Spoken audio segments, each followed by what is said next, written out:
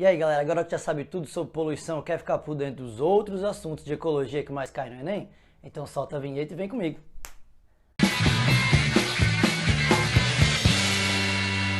Fala galera, beleza? Professor Gustavo aqui de novo. E hoje a nossa aula é sobre ecologia. Falamos nas aulas passadas sobre os problemas ambientais, poluição, que sim tem a ver com ecologia, mas como você sabe, a ecologia aborda outros aspectos, outras áreas e que o Enem gosta muito de cobrar também, já que ecologia é o que o Enem mais cobra. Então vamos dar uma olhada, mas antes de começar mesmo a falar sobre, por exemplo, cadeia alimentar, que é um assunto que cai muito, eu queria que você ficasse atento a um conceito ecológico, que você sabe que tem aqueles conceitos, né? População, comunidade, ecossistema, mas tem um conceito que já apareceu muito, então é muito bom ficar ligado em nicho ecológico. Não vamos confundir esses dois conceitos aqui. O habitat é um conceito bem comum, bem famoso, e ele designa assim, o local habitado por aquela espécie, né? Seria a casa.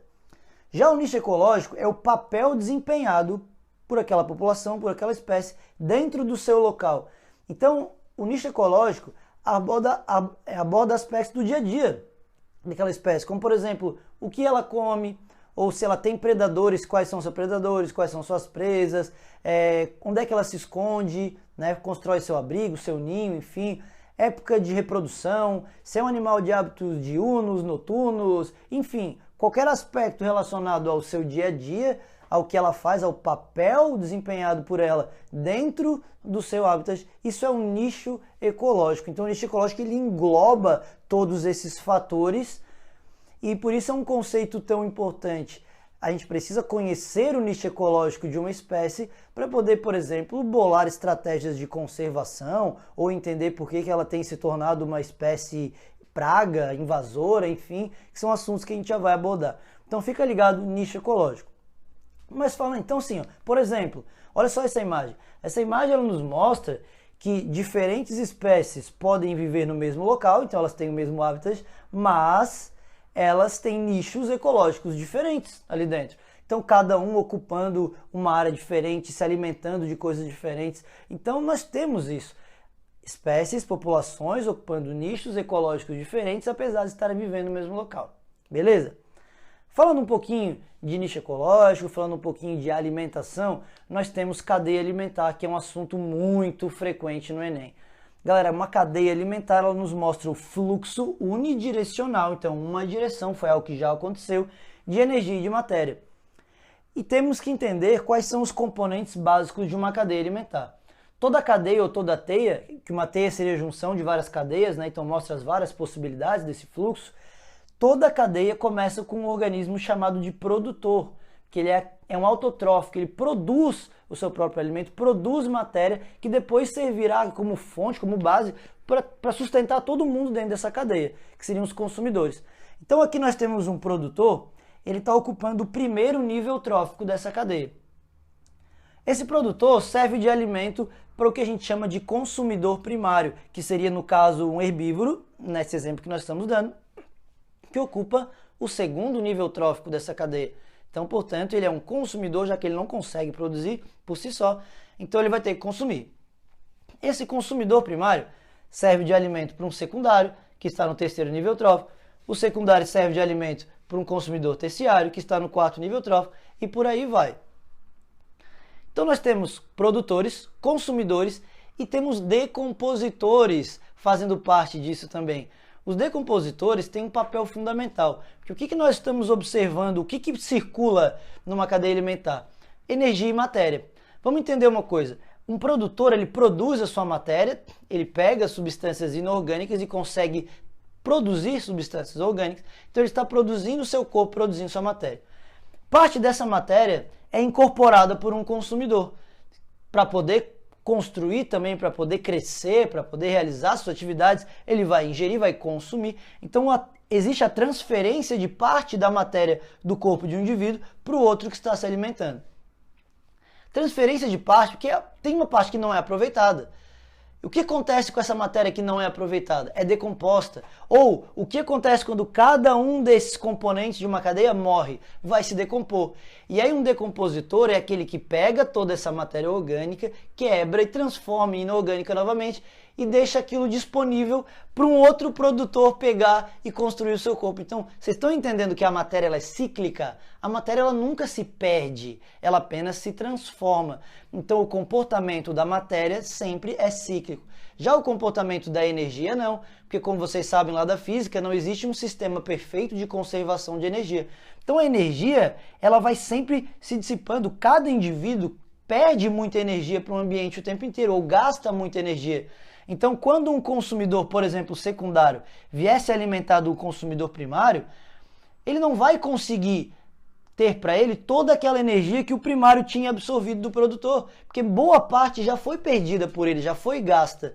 Então, para cada nível trófico que eu vou avançando numa cadeia, eu tenho muita perda energética. Só para vocês terem uma ideia, existe um tal de regra dos 10%, que diz que o aproveitamento, o que eu consigo transferir de energia de um nível para o outro é apenas 10%.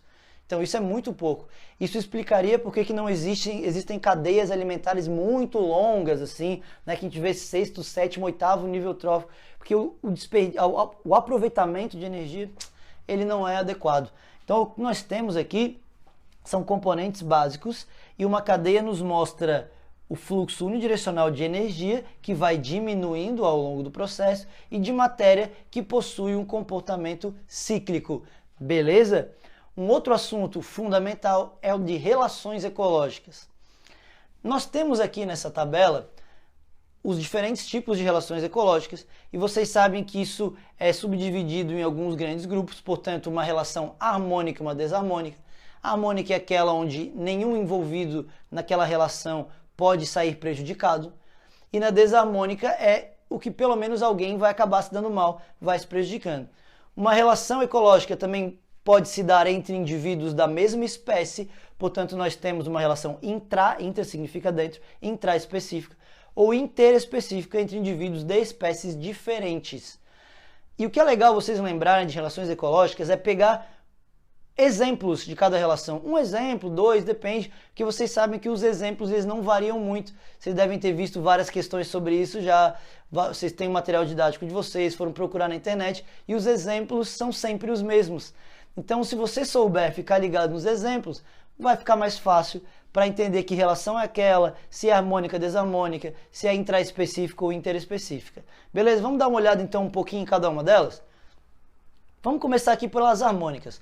Colônia e sociedade. As duas são relações intraespecíficas, estão formadas por indivíduos da mesma espécie e de benefício mútuo, todo mundo se ajudando. Que diferença eu tenho entre colônia e sociedade? Colônia aqui representado por corais, quinidários, sociedade representado pelos cupins. Numa colônia nós temos indivíduos grudados, ligados anatomicamente. Eu não consigo separar um indivíduo do outro. Então nós temos como exemplo aqui os corais, temos a caravela, que também é outro quinidário que forma colônia, podemos ter bactéria formando colônia, enfim, estão grudados ali. Já uma sociedade, os indivíduos não estão grudados, então eles estão separados ali, e a ideia de sociedade nós precisamos de uma divisão clara específica de tarefas, aquela formação de castas, como nós temos em cupins, formigas e abelhas, por exemplo, são animais que formam sociedades verdadeiras. Comensalismo. Esse é o exemplo mais comum de comensalismo, vocês devem ter visto muito isso já, um tubarão e aqui as rêmoras, esse peixinho que fica chatinho, parece, né, fica sempre pertinho do tubarão ali, ele não está prejudicando o tubarão, não está parasitando o tubarão, nada disso, ele fica ali para esperar a sobra de alimento, de comida. Vocês sabem que o tubarão, quando ele caça, quando ele come, ele não é nem um pouco delicado, então ele acaba estraçalhando e vários pedacinhos sobram e o peixinho está ali embaixo para aproveitar. Isso é um comensalismo, esse peixe é chamado comensal, né, que é a rêmora, e é uma relação onde a rêmora, o comensal, se beneficia e o outro não se beneficia nem se prejudica. Ele é indiferente a essa relação, mas, portanto, permanece como uma relação harmônica, já que ninguém está saindo prejudicado dali. Protocooperação e mutualismo. São duas relações que costumam ser confrontadas ali, né, comparadas. O que nós temos aqui? Um passarinho pousado em cima da capivara da aprovação, já deve ter compartilhado muito ela por aí, vai dar certo. E o que nós temos aqui é o seguinte, o que esse passarinho pode estar ali catando algum tipo de carrapato, se alimentando de parasitas externos dessa capivara. Então o passarinho está se dando bem porque está comendo, está conseguindo comida, e a capivara também vai se dar bem porque ela está ficando livre daqueles parasitas. Então os dois se ajudam. Qual que é a diferença que eu tenho para cá então, para o mutualismo, que aqui está representado pelos líquens, que são associações entre algas e fungos, onde a alga fornece algumas coisas para o fungo e o fungo também para a alga. Que diferença eu tenho nessas duas relações? É que a protocooperação é uma relação, apesar de benéfica para ambos, não obrigatória. Não existe uma dependência, a capivara não depende do passarinho, nem o passarinho depende da capivara para sobreviver. Já no mutualismo, existe uma relação de dependência. Eles evoluíram para viver em conjunto, portanto um não vive mais sem o outro. Então, essa é a grande diferença. Para mutualismo temos vários exemplos. Temos a questão de bactérias fixadoras de nitrogênio em raízes de leguminosas, né? Fungos com raiz de planta, chamado da micorriza. Temos bactérias vivendo dentro do trato digestório do boi para digerir a celulose para ele, em troca também ganha alguns benefícios de nutrientes. Protozoários fazendo a mesma coisa com cupins. Enfim, nós temos muitos exemplos de mutualismo, que é essa relação obrigatória, que é diferente da protocooperação. Tudo certo? Inquilinismo. Olha o nome, inquilino é alguém que aluga o espaço de outro. Ele vive no corpo de outro sem prejudicá-lo, né? Então aqui temos o exemplo, um peixinho que vai se alojar numa cavidade do corpo desse pepino do mar, desse equinodermo. Temos exemplo, a craca que se fixa em conchas de molusco, por exemplo. Mas é uma relação simplesmente porque ele está precisando viver ali. Existe um inquilinismo feito por plantas, na verdade plantas que também vivem sobre outras para ficar mais perto da luz ou algo parecido, para se fixar mesmo, só que aí às vezes a questão não trata isso como um inquilinismo, e sim como um epifitismo. Epi vem de superfície, fito planta, então plantas vivendo sobre outras, que é um caso especial, particular, que é realizado, por exemplo, por bromélias e orquídeas. Então são dois grandes exemplos de plantas epífitas. Beleza? Falar um pouquinho das desarmônicas, parasitismo, então para a relação parasita-hospedeiro. Então o parasita é aquele que vive às custas do seu hospedeiro, o tempo inteiro está vivendo. Normalmente ele não mata o seu hospedeiro. Essa seria uma grande diferença de um parasita para um predador. Parasita ele pode viver tanto fora do corpo, então nós temos um ectoparasita, piolho, carrapato, pulga ou um mosquito que suga sangue, por exemplo, hematófago. Ou pode ser um endoparasita, então que vive dentro do corpo do seu hospedeiro, vírus, bactéria, um protozoário, um verme, enfim, algum parasita vivendo dentro do corpo do seu hospedeiro. Um predador. Predador é um animal que mata um outro de uma outra espécie para se alimentar, uma relação muito importante em termos de equilíbrio do ambiente, a gente já vai falar um pouco sobre isso daqui para frente. Canibal. Canibalismo também é uma relação de alimentação, onde um ser mata outro para se alimentar, só que aqui eu estou falando de indivíduos da mesma espécie. Essa é a diferença de um predatismo para um canibalismo. Um canibalismo é uma relação intraespecífica, e temos a imagem representando aqui Viúva Negra. Vocês sabem que é um grande exemplo de canibalismo sexual, enfim, da fêmea matar o macho após a cópula. Competição. Temos duas imagens, porque uma competição pode ser tanto uma relação entre indivíduos de espécies diferentes, quanto uma competição intraespecífica, né? Por espaço, por abrigo, ali, por alimento, enfim, dois machos disputando talvez a chance de se reproduzir. Enfim, temos várias formas de competição, tanto direta quanto indireta, tanto intraespecífica quanto interespecífica. E por fim temos aqui o amensalismo ou antibiose, que na verdade é quando um ser vivo ele produz, uma espécie produz alguma substância que vai dificultar ou impedir a vida de outras espécies. E aqui na imagem representado pelo fenômeno da maré vermelha, que vocês sabem é a proliferação excessiva e exagerada de grupos de algas, né, pirrófitas, dinoflageladas, e essas algas elas liberam uma toxina que acaba prejudicando e interferindo na vida de vários organismos que vivem naquele local. Então isso seria um amensalismo ou antibiose. Beleza? Essas questões de relações podem ser cobradas às vezes com gráficos. Então o que nós temos aqui para esses gráficos? Dá uma olhada, galera. Por que isso seria um gráfico de protocooperação? Aqui no gráfico 1 nós temos a população B e A vivendo separadas. E a gente observa o comportamento dela em termos de crescimento, número de indivíduos ao longo do tempo. Dá para ver que ambas as espécies, as populações, crescem até certo ponto, depois elas se mantêm dentro de um equilíbrio. Claro, elas não podem crescer, acaba faltando comida, espaço, tem competição, enfim, uma série de fatores. Mas olha o que acontece quando essas duas populações estão vivendo juntas, são criadas juntas. Dá para perceber bem claramente que ambas atingem números maiores de indivíduos, ou seja, elas gostam mais de viver quando estão juntas. Alguma coisa acontece para elas crescerem mais, se beneficiarem dessa convivência. Por que isso é uma protocooperação? Porque os dois estão se ajudando Só que quando elas estavam vivendo separadas, as duas conseguiam viver. Então, vocês conseguem entender, enxergar aqui, que uma não depende da outra para sobreviver, mas quando estão juntas, as duas se ajudam? Então, isso é uma protocooperação.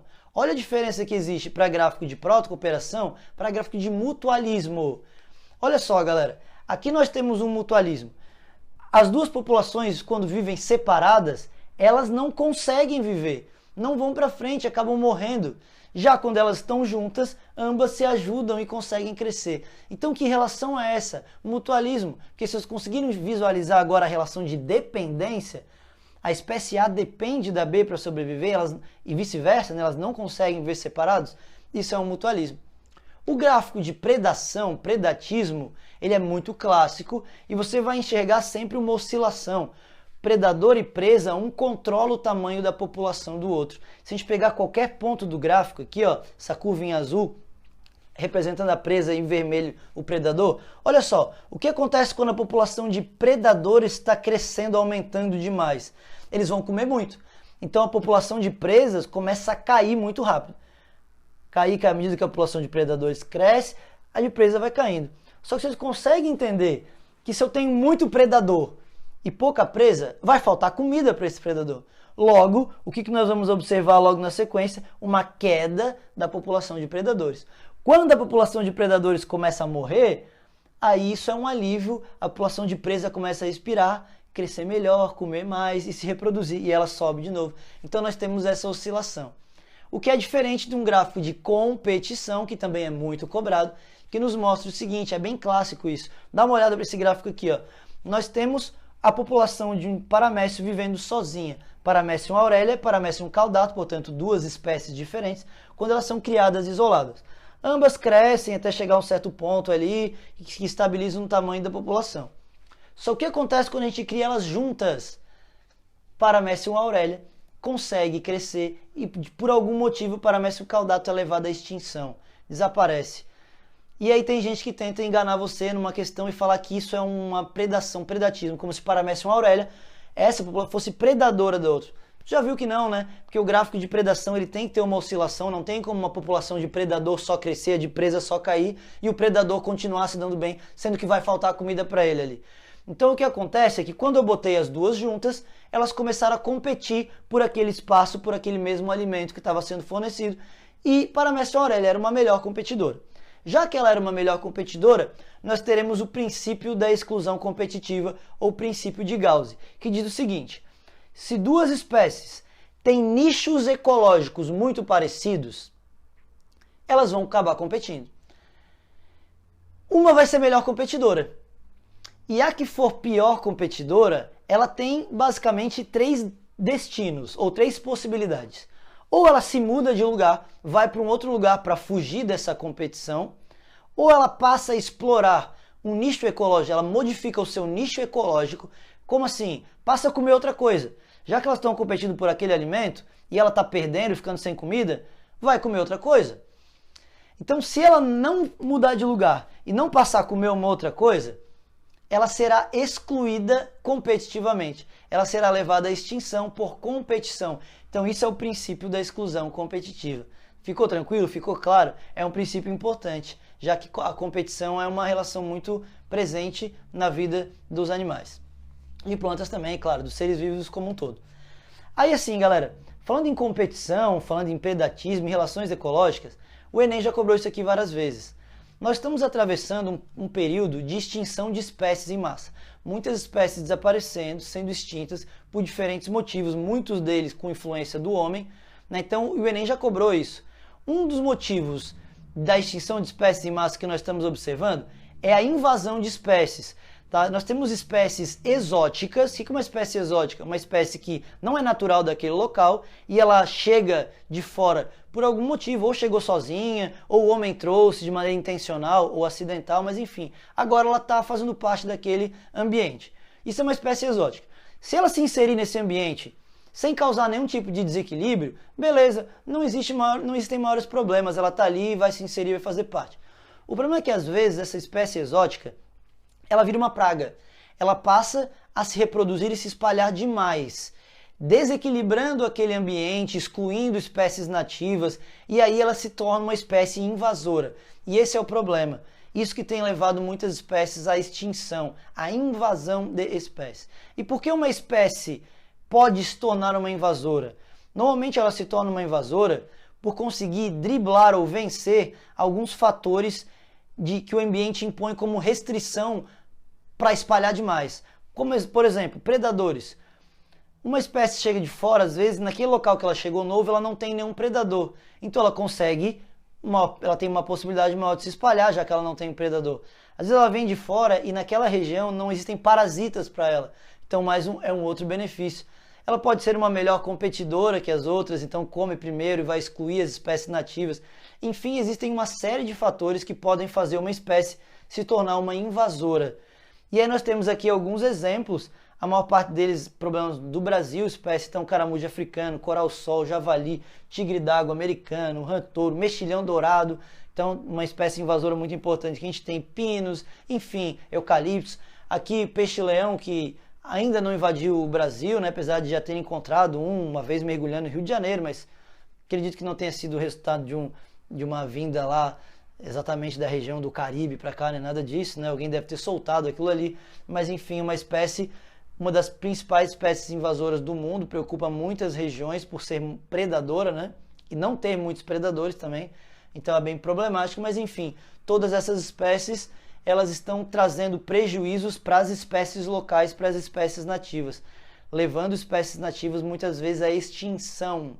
Coral-sol é uma dessas bem importante que tem acabado com várias espécies nativas de corais. Mas enfim, galera, é bom ficar atento a essa relação que existe entre uma espécie invasora, dos benefícios às vezes que ela encontra naquele ambiente para poder se tornar uma invasora. E às vezes, quando nós queremos controlar um problema desse, o homem pode pensar, pô, se essa espécie ela está se espalhando demais nessa região, por não ter um predador, não ter um parasita, será que nós não podemos introduzir nessa área um predador para controlar? Até pode, o homem até utiliza isso, e daí essa técnica é chamada de controle biológico. Controle biológico é quando eu utilizo um ser vivo para controlar o tamanho da população de outro. Isso pode ser utilizado e o homem já utilizou algumas vezes. Uma espécie que vai controlar pode ser um predador, por exemplo, como nós temos no caso da joaninha. Esses insetos aqui são afídeos, pulgões, são pragas muito conhecidas de plantações, porque eles são parasitas de plantas, se alimentam de seiva, né? E aí acontece que eles acabam interferindo na produtividade, enfim, danificando as plantações. O homem sabe que joaninhas são excelentes predadoras, são grandes predadoras de pulgões. Então eu posso soltar naquela minha plantação joaninhas para que elas façam o controle do tamanho da população desses pulgões, não deixem eles se espalhar demais. Isso é um controle biológico. Eu estou utilizando a joaninha para controlar o tamanho da população. Só que é muito perigoso utilizar um predador como controle biológico, porque vocês sabem que um predador normalmente não é específico, ele não come só um tipo de coisa. Então é muito perigoso, porque às vezes tu pode introduzir um predador novo numa área e ele, além de predar, de comer aquilo que tu quer que ele coma, ele passa a ser um predador de outras espécies locais nativas, causando um desequilíbrio para aquele ambiente. Então é sempre muito perigoso utilizar um predador como controle biológico. É preciso muito estudo por trás. Então, se um predador não é o ideal, o que é mais indicado para usar como controle biológico? O mais indicado é utilizar um parasita. Porque os parasitas normalmente são bem específicos. Você sabe, por exemplo, que o vírus da gripe humana não é o mesmo vírus da gripe do cachorro. Portanto, eu não vou passar gripe para o meu cachorro. Porque os vírus são diferentes, os parasitas eles se adaptam, eles são específicos para infectar determinados tipos de seres vivos e determinados tipos de células. Então é isso que nós temos. Então, mas se eu consigo achar um parasita que ataque aquela espécie que está me trazendo problema, uma espécie invasora, eu posso introduzir esse parasita que é mais seguro em relação a espalhar para outras espécies que não seriam aquele teu alvo. Então eu posso fazer isso, mas eu posso também utilizar uma outra coisa, que essa imagem inclusive é do Enem, de uma questão que o Enem já abordou. Em vez de utilizar um parasita, existe um ser chamado parasitoide. Já viu falar nisso? Não? Então fica ligado. Parasitoide é aquele que parte da vida dele ele é um parasita e na outra parte ele não é um parasita. E geralmente os parasitoides são específicos também. Vamos entender. Essa vespinha, por exemplo, uma vespa parasitoide. O que ela está fazendo aqui nessa lagarta, que não é a larva dela, claro que não, né? Mas ela está colocando ovos dentro dessa lagarta. Quando esses ovos eclodirem, as larvinhas dessa vespa começam a comer essa lagarta por dentro. Aí está a fase parasita dessa vespa. Enquanto ela é uma larva, ela é parasita, ela vai passar vivendo às custas dessa lagarta, se alimentando. Aí ela vira uma pupa, aí a lagarta acaba morrendo, claro, né? Ela sai, emerge um adulto, e o adulto sai voando por aí. Portanto, o adulto é vida livre e a larva seria um parasita. Isso é um parasitoide. Várias vespas parasitoides existem, o homem já estudou muito isso, e normalmente elas são específicas de determinadas espécies de lagartas, por exemplo. Então isso pode ser utilizado como um controle biológico também. E essa foi justamente a imagem de uma questão do Enem sobre isso, sobre controle biológico, sobre essa relação que existe entre uma fase parasita e uma fase de vida livre. Mas a invasão de espécies é apenas uma das causas, um dos grandes motivos pela extinção em massa que nós temos ao redor do planeta. Várias são as causas que já foram abordadas pelo Enem. Então é interessante conhecer essas causas, pelo menos, para ter subsídio para responder as questões. O que mais tem causado o desaparecimento de espécies, além da invasão por outras espécies invasoras aí, exóticas, enfim? Nós temos como a principal causa de perda de espécie, a principal causa de extinção é o desmatamento. É a redução de territórios, a redução de hábitats ou a fragmentação desses hábitats, né? Eu tenho uma floresta ali gigante e eu começo a desmatar várias áreas e eu crio fragmentos pequenos de floresta. Muitas vezes esses fragmentos pequenos não são capazes de suportar muitos seres vivos ali, principalmente grandes animais. Pega assim grandes felinos, por exemplo, que precisam de áreas gigantescas, né? E eu não posso fragmentar e deixar ele numa área pequenininha que ele não consegue sobreviver. Então o desmatamento é a principal causa de extinção de espécies, mas temos outras muito grandes, por exemplo, o tráfico de animais silvestres é uma outra causa muito importante. O tráfico de animais, vocês sabem, é uma coisa que movimenta muito dinheiro, muito dinheiro mesmo, e é um problema porque causa um desaparecimento muito grande de espécies. Então, redução de território, desmatamento, tráfico de animais silvestres, espécies invasoras, poluição, enfim, vocês sabem que nós temos várias causas e vários motivos para muitas espécies de animais estarem tem a questão do aquecimento global também. Então temos muitas espécies desaparecendo e infelizmente boa parte delas desaparece por coisas que nós, seres humanos, fazemos no ambiente. Então é bom ficar ligado nisso aqui, que o Enem gosta e pode abordar esse assunto. Beleza, galera? Então eu acredito que com isso que a gente falou tanto nas aulas passadas sobre poluição, problemas ambientais e agora outros aspectos da ecologia, a gente tem abordado, cercado várias possibilidades ou pelo menos coisas que o Enem gosta e costuma cobrar na prova. Então a nossa próxima aula, que já é agora na quinta-feira, é a nossa primeira aula de fisiologia, que é um outro assunto também muito cobrado pelo Enem, relacionado à parte moderna. Então como que nós podemos relacionar os sistemas do nosso corpo com problemas de saúde, por exemplo, uma diabetes, uma hipertensão, né? Coisas que o Enem ele gosta de trazer. Então, aula 5, quinta-feira agora, dia 2. Fiquem ligados. Se quiser receber notificação, se inscreve no canal. Se quiser receber a lista de exercícios, deixa o seu e-mail aqui embaixo nos comentários que eu te mando a lista dessa aula 4 de ecologia gabaritada. Beleza, galera? Bons estudos, continue acompanhando e até a próxima aula.